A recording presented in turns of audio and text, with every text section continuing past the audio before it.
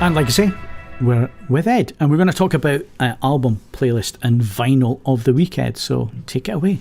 Yeah, once again, not through. This isn't going to happen every week or every time we do this. But album and vinyl are the same. I think they warrant it warrants being covered in the same way.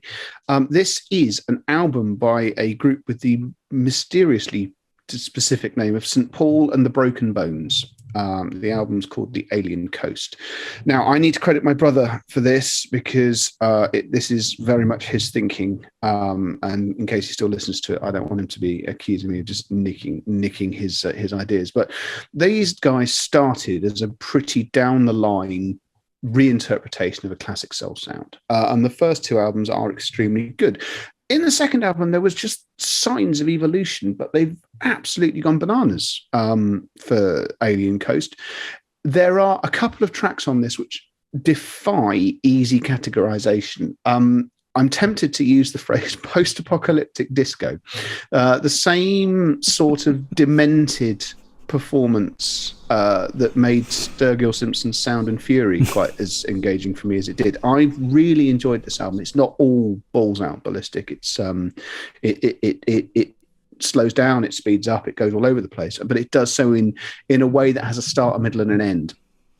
I've selected it as the vinyl because I can't actually reach it because S is over there. The vinyl is an extremely good pressing, or the two previous ones were as well, as best as I can work out. It doesn't seem to have been affected by the Adele-based Carnage. I've really enjoyed it.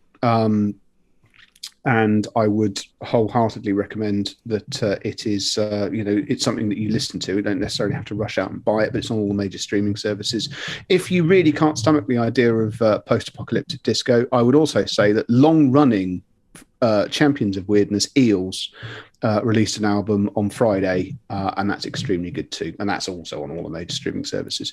Playlist, we've gone to Tidal for the playlist this time around, because every now and again, Tidal forgets that it's now a sort of soulless piece of corporatism and rediscovers its Scandinavian roots.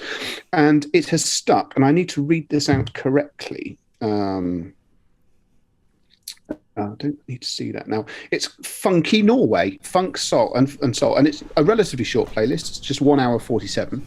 But this is an entire genre of music I had no idea existed until I went and listened to this playlist. And essentially, it's a joy, and it's given me a couple of artists to do a bit more of a deep dive on.